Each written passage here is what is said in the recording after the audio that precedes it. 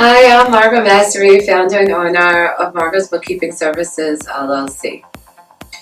Bookkeeping tip for today is how to track cash flow. So I have three key things that if you examine these components can help track your cash flow. The first thing is accounts receivable. Accounts receivable is your sales, all the money that comes in.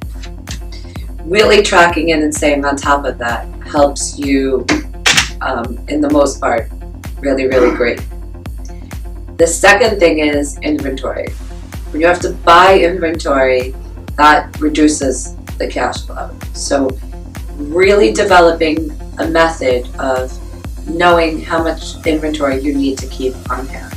Sometimes overbuying or underbuying can really hurt the business. So really establishing that is a big thing to really review. The third thing, and for me, I think this is one of the most important, is credit terms.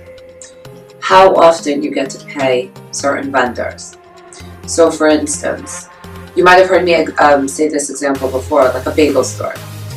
A bagel store that has no line of credit and has to pay the bagel man, he has to pay them on the spot, which is, paid upon receipt.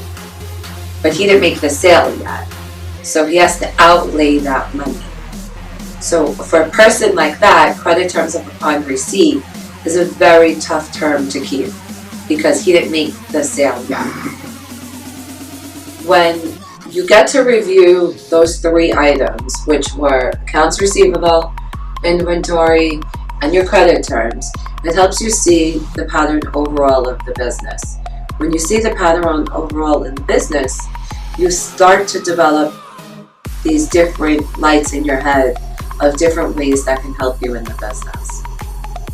Now, once you develop those ways in the business, automatically you see the strengths and the weaknesses of what is going on. Now, chances are from these things, it doesn't instantly improve the cash flow. But if you have a negative cash flow, chances are the bookkeeping needs help.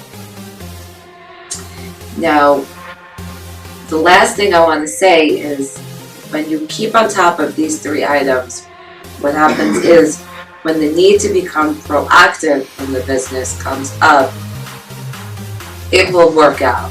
So for instance, if you need to buy inventory ahead, if you need to increase labor, things will work itself. Things will work, the workflow will develop within the business because as you're developing the pattern, you'll be able to plan for that.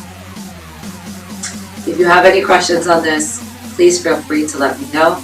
I hope this helped you. Looking forward to talking to you soon. Thanks.